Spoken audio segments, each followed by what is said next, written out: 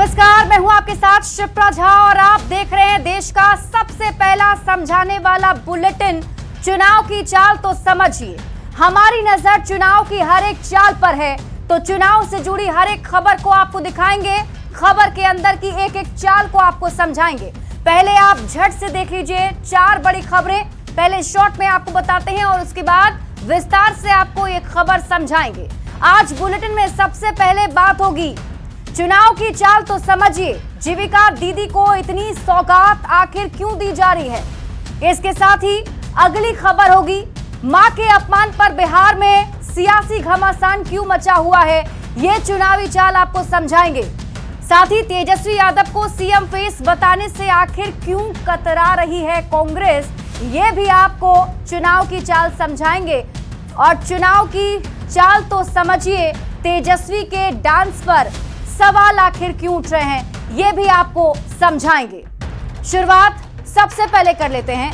चुनाव से पहले जीविका दीदियों को पीएम मोदी और नीतीश कुमार ने बड़ी सौगात दी है। जीविका बैंक का शुभारंभ कर डीबीटी के जरिए पीएम ने बैंक खाते में 105 करोड़ रुपए भेजे हैं। इसके साथ ही जीविका निधि से अब व्यापार के लिए जीविका दीदियों को कम ब्याज दर पर लोन भी मिलेगा। सबसे पहले आप रिपोर्ट देखें, फिर चुनाव की चाल आपको समझाएंगे। आज मंगलवार के दिन बहुत मंगल काम की शुरुआत हो रही है। जीविका दीदी, जब भी इस शब्द का जिक्र होता है आंखों के सामने 2 तस्वीर तैरने लगती है, खिलखिलाती आत्मनिर्भर महिलाएं और बिहार के मुख्यमंत्री नीतीश कुमार। नीतीश कुमार ने महिलाओं को आत्मनिर्भर बनाने के लिए 2006 में जीविका योजना की शुरुआत की। कुछ दिनों पहले जीविका दीदी को सीएम नीतीश ने कई सौगात दी और अब पीएम मोदी ने भी जीविका दीदी के कल्याणकारी योजनाओं की एक बड़ी सौगात दी है। प्रधानमंत्री ने जीविका निधि साख सहकारी संघ लिमिटेड का उद्घाटन किया और उनके बैंक खाते में 105 करोड़ रुपए डीबीटी के जरिए ट्रांसफर भी कर दिया। इससे आजीविका कार्यक्रम यानी जीविका से जुड़ी बिहार की लाखों महिलाओं को सस्ते दर पर लोन उपलब्ध कराए जाएंगे। गांव-गांव में जीविका से जुड़ी बहनों को अब और आसानी से पैसा मिलेगा। नीतीश सरकार ने इस योजना के लिए 1000 करोड़ रुपए की स्वीकृति दी है। जीविका निधि की पूरी प्रणाली डिजिटल रूप से संचालित होगी, जिसके कारण तेज और पारदर्शी तरीके से लेन देन की सुविधा होगी। 105,000 रुपए की राशि जीविका निधि के बैंक खाते में आज भेजी जा रही है। बिहार में 1 करोड़ 40 लाख महिलाएं जीविका मिशन से जुड़ी हुई हैं। चुनावी साल में जीविका दीदी को पीएम मोदी और सीएम नीतीश के इस सौगात का चुनाव पर कितना असर होता है, ये देखने वाली बात होगी। पटना संवाददाता शैलेंद्र कुमार के साथ ब्यूरो रिपोर्ट, न्यूज़ 18। और आइए अब आपको चुनाव की चाल समझाते हैं। सबसे पहले आपको बता दें जीविका दीदी को इतना सम्मान क्यों, या कहें कि इतनी सौगात जीविका दीदी को क्यों दी जा रही है। तो जीविका दीदी को इतनी सौगात आखिर क्यों मिल रही है, उसे समझने के पहले यह समझना जरूरी है कि जीविका है क्या। तो आपको बता दें कि 2005 में नीतीश कुमार बिहार के मुख्यमंत्री बने और 2006 में उन्होंने महिलाओं को आत्मनिर्भर बनाने के लिए जीविका योजना की शुरुआत की थी। और ये योजना नीतीश कुमार का एक ड्रीम प्रोजेक्ट रहा है। नीतीश कुमार हमेशा से महिलाओं को स्वावलंबी बनाने की कोशिश कर रहे थे। मुख्यमंत्री नीतीश कुमार की तरफ से ये ड्रीम प्रोजेक्ट शुरू किया गया, जिसमें जीविका दीदी को ऊपर बढ़ाने के लिए, उन्हें स्वावलंबी बनाने के लिए ये योजना नीतीश सरकार 2006 में लेकर आई थी। शुरुआत 2006 में हुई थी और मकसद था महिलाएं आत्मनिर्भर बने। नीतीश कुमार का ये ड्रीम प्रोजेक्ट था। अब देखिए जीविका को शुरू करते समय नीतीश कुमार ने क्या कहा था, आपको ये बताते हैं। नीतीश कुमार ने जब इस योजना की शुरुआत की थी तब सीएम नीतीश कुमार ने कहा था कि महिलाएं खुश रहेंगी तो दोगुने रफ्तार से प्रगति होगी।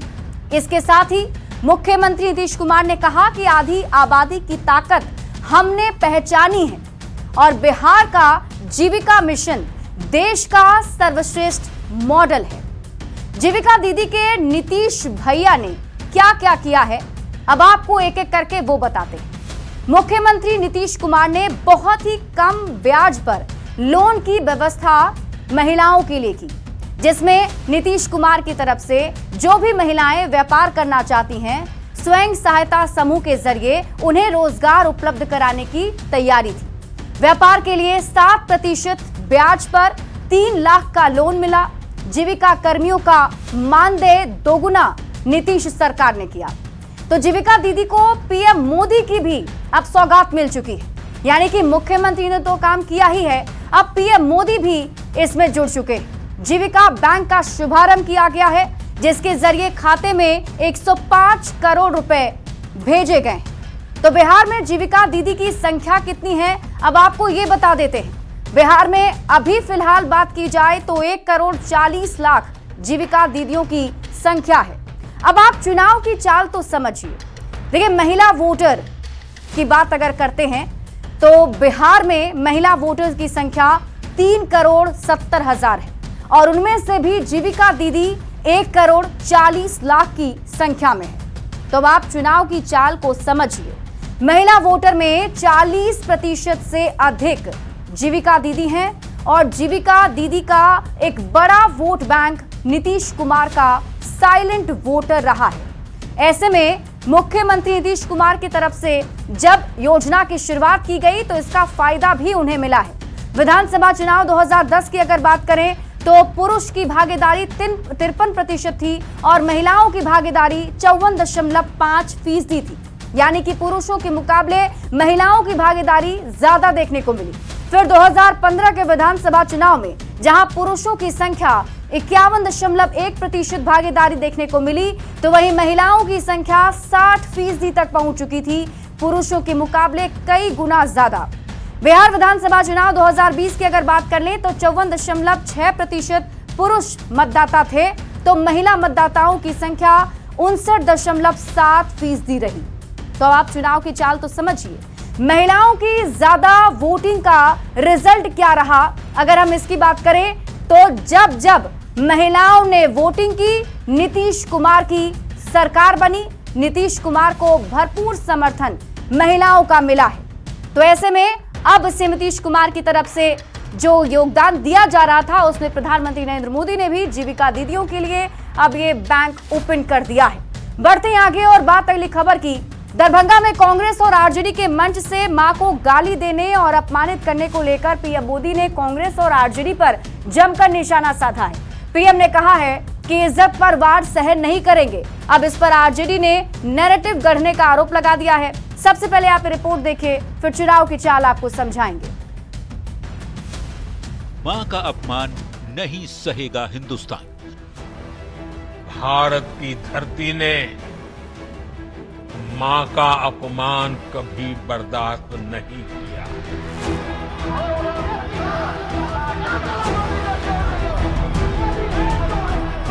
दरभंगा में राहुल गांधी और तेजस्वी यादव के मंच से पीएम मोदी और उनकी मां को भद्दी भद्दी गालियां दी गई। इस पर पीएम मोदी का दर्द मंगलवार को छलका। कांग्रेस और आरजेडी के मंच से मां के अपमान पर पीएम मोदी ने दुख जताया। कहा, ये गालियां सिर्फ मेरी मां का अपमान नहीं, बल्कि ये देश की मां, बहन, बेटियों का अपमान है। मेरी उस मां को जिसका राजनीति से कोई लेना देना नहीं, जिसका शरीर भी अब नहीं है, मेरी उस मां को आरजेडी कांग्रेस के मंच से भद्दी भद्दी गालियां दी गई। प्रधानमंत्री मोदी अपनी स्वर्गवासी मां हीराबेन का जिक्र करते हुए भावुक हो गए। पीएम ने कहा, मां ही हमारा संसार होती है, लेकिन कांग्रेस और आरजेडी के मंच से मां को लेकर जो कहा गया, उसकी कल्पना भी नहीं की थी। इसलिए आरजेडी और कांग्रेस को 7 बहिनी से माफी मांगनी चाहिए। बचपन याद कर पीएम मोदी ने राहुल तेजस्वी पर भी निशाना साधा। कहा, मेरी मां ने गरीबी देखी है। जबकि दोनों युवराज सोने चांदी के चम्मच लेकर पैदा हुए हैं। पटना संवाददाता आनंद अमृतराज के साथ ब्यूरो रिपोर्ट, न्यूज़ 18।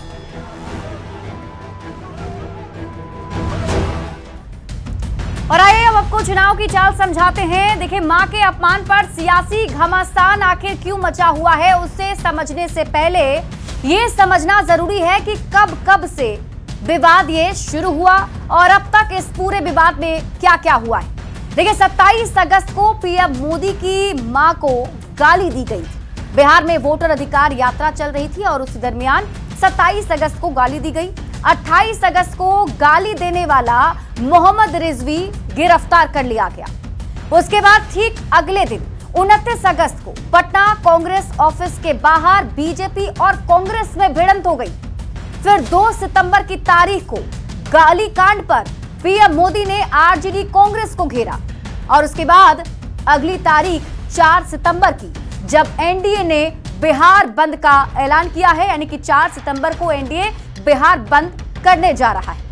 तो मां के अपमान पर पीएम मोदी ने क्या कहा है, अब आपको ये बता देते हैं। देखिए, प्रधानमंत्री नरेंद्र मोदी ने मां के अपमान पर कहा कि आरजेडी और कांग्रेस के मंच से मेरी मां को गालियां दी गई। सिर्फ मेरी मां ही नहीं, बल्कि देश की मां, बहन, बेटी का अपमान किया गया है। पीएम मोदी ने कहा कि जितनी तकलीफ मुझे बिहार के लोगों मुझे है, उससे ज्यादा बिहार के लोगों को पीड़ा है। कोई पिछड़ा अगर आगे बढ़ जाए, यह कांग्रेस को बर्दाश्त नहीं होता है। पीएम मोदी ने आगे कहा कि गाली नामदारों का अहंकार जो कामदारों के खिलाफ दिया गया है। प्रधानमंत्री नरेंद्र मोदी ने यह भी कहा कि आरजेडी जैसी पार्टियां कभी महिलाओं को आगे नहीं बढ़ने देना चाहती हैं। पीएम मोदी ने यह भी कहा कि नामदार मेरी स्वर्गीय मां को अपने मंच से गालियां दिलवाने में लगे रहे। प्रधानमंत्री नरेंद्र मोदी ने कहा कि मां को गाली, इज्जत पर वार नहीं सहेंगे। उस मां का क्या गुनाह जिसे भद्दी गालियां दी गई। मां का सम्मान पूरे बिहार की पहचान रही है। तो प्रधानमंत्री नरेंद्र मोदी ने आज कांग्रेस पर यह करारा वार किया है। तो गाली पर सवाल, चुनावी लड़ाई गाली पर आखिर क्यों आ गई? सवाल यह भी कि पीएम मोदी की मां को गाली क्यों दी गई, और सवाल तो यह भी है कि राहुल और तेजस्वी ने क्यों नहीं अब तक माफी मांगी है, और सवाल यह भी कि गाली कांड से किसका नुकसान है। तो ये तमाम सवाल हैं जो अब सामने आ रहे हैं और इन सवालों का जवाब कहीं ना कहीं देना होगा, क्योंकि इस पूरे मामले को लेकर एनडीए काफी ज्यादा हमलावर है। देखिए, प्रधानमंत्री की मां को गाली के विरोध में एनडीए की ओर से 4 सितंबर को बिहार बंद बुलाया गया है। कांग्रेस के मंच से दी गई गाली के मुद्दे पर जहां एनडीए नेता कांग्रेस और उसके सहयोगियों पर निशाना साध रहे हैं, तो दूसरी ओर आरजेडी की ओर से एक झूठा नैरेटिव गढ़ने का आरोप भी लगाया जा रहा है। सबसे पहले आप रिपोर्ट देखिए, फिर चुनाव की चाल आपको समझाएंगे। केवल मेरी मां को नहीं दी गई। कांग्रेस और आरजेडी के मंच से मां को गाली देने और अपमानित करने को लेकर पीएम मोदी ने कांग्रेस और आरजेडी पर जमकर निशाना साधा। साथ ही एनडीए के नेता भी गुस्से में के लिए शर्मसार करने वाली घटना। इस मुद्दे पर 4 सितंबर को एनडीए का बिहार बंद है। एनडीए नेताओं में जबरदस्त गुस्सा देखा जा रहा है। तो उसका जांच होना चाहिए कि वो है कहां का, इस देश का है कि वो भी एक घुसपैठ। एनडीए के नेता आरजेडी और कांग्रेस की चाल चरित्र पर सवाल खड़े करने लगे हैं। इससे ज्यादा सर्वनाक नहीं कुछ हो सकता है, नीचता की पराकाष्ठा है ये। तो वहीं आरजेडी ने झूठा नैरेटिव गढ़ने का आरोप बीजेपी और एनडीए नेताओं पर लगाया है। मिथ्या एक नैरेटिव एस्टैब्लिश कर करके आप चाहते हैं कि किसी पर हम आरोप लगाएं। पीएम की मां का राजनीति से कोई लेना देना नहीं था, पर इस पर भी सियासत हो रही है। देखना होगा ये विवाद कहां जाकर थमता है। पटना संवाददाता आनंद अमृतराज के साथ ब्यूरो रिपोर्ट, न्यूज़ 18।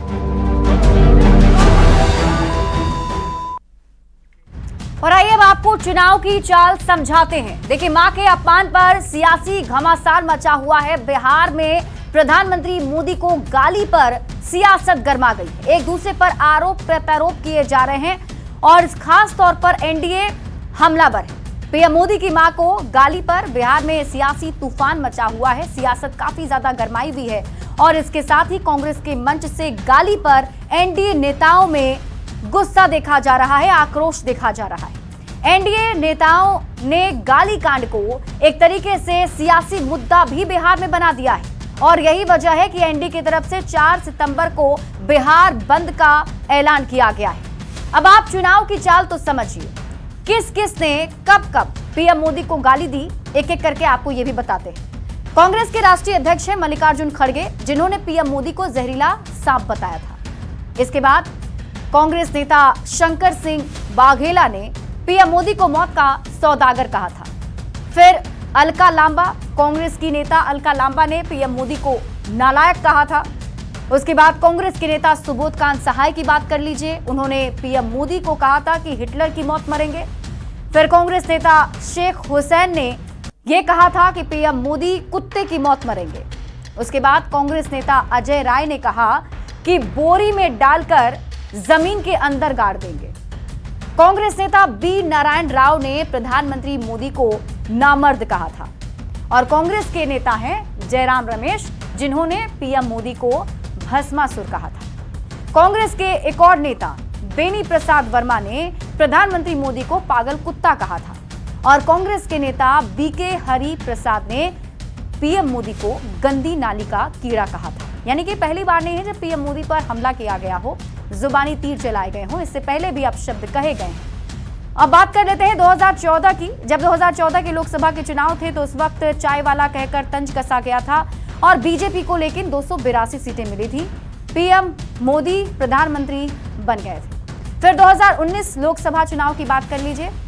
2019 में भी पीएम मोदी पर सीधा हमला किया गया और एक तरीके से पूरे देश में एक नारा आपने भी सुना होगा, जिसके जरिए कांग्रेस की तरफ से हमला किया गया था। चौकीदार चोर है कहा गया था। तो बीजेपी को 303 सीट मिली थी और ऐतिहासिक जीत बीजेपी ने दर्ज की थी। फिर 2022 में प्रधानमंत्री नरेंद्र मोदी की तुलना रावण से की गई थी, लेकिन गुजरात में बीजेपी 156 सीट पर जीती थी, कांग्रेस महज 17 सीट पर सिमट गई थी। 2024 के लोकसभा चुनाव में जातिगत ताने दिए गए और निजी टिप्पणियां भी पीएम मोदी पर की गई, लेकिन पीएम मोदी तीसरी बार प्रधानमंत्री बन गए। अब आप चुनाव की चाल तो समझिए। 2025 में कांग्रेस ने एक बार फिर से वही गलती की है, पीएम की मां का अपमान किया है। तो बिहार में जो लोग हैं वो गुस्से में, गालीकांड पर राहुल तेजस्वी पर गुस्सा दिख रहा है और एनडीए के नेता और कार्यकर्ता सीधे तौर पर हमलावर कांग्रेस पर हैं। और ऐसे में मां के अपमान से होगा क्या सियासी नुकसान, इसकी अगर बात करें तो बिहार चुनाव से पहले विपक्ष की ओर से क्या एक बहुत बड़ी गलती हो गई? ये सवाल इसलिए क्योंकि जब जब पीएम मोदी पर अटैक हुआ है तब जीत दर्ज की गई। प्रधानमंत्री की मां को गाली क्या विपक्ष के लिए आत्मघाती साबित होने वाला है? क्या बिहार की जनता ऐसी राजनीति स्वीकार करेगी? ये वो तमाम सवाल हैं जो बिहार की राजनीति में घूम रहे हैं। बढ़ेंगे आगे और बात अगली खबर की। प्रधानमंत्री के साथ साथ अब आपको बताते हैं मुख्यमंत्री कौन होगा के सवाल पर कांग्रेस नेता दिग्विजय सिंह ने कहा है कि जिसे बहुमत मिलेगा उसका मुख्यमंत्री बनेगा। अब उनके बयान पर बिहार में बयानबाजी एक बार फिर से तेज हो गई है। सबसे पहले आप रिपोर्ट देखिए, फिर चुनाव की चाल आपको समझाएंगे।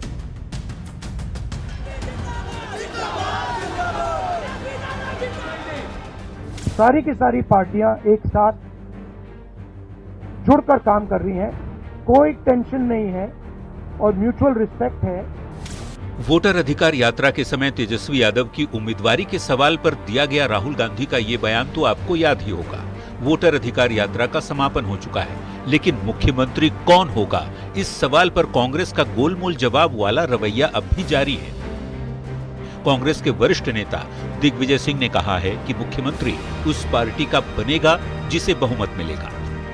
कौन मुख्यमंत्री बनेगा अगर हम लोग तय कर देंगे तो आप लोग क्या करेंगे? राहुल गांधी की तरह ही दिग्विजय सिंह के बयान पर अब सियासत तेज हो गई है। एलजेपी आरवी के नेता विनीत सिंह कहते हैं कि राहुल गांधी ने तेजस्वी की फजीहत करा दी है। कांग्रेस ने हाल फिलहाल के दिनों में राजद की फजीहत करने की ठान रखी है। तो दूसरी तरफ आरजेडी नेता मृत्युंजय तिवारी। और इसी के साथ इस बुलेटिन में अभी के लिए बस इतना ही। आप देखते रहिए न्यूज़ 18 बिहार झारखंड।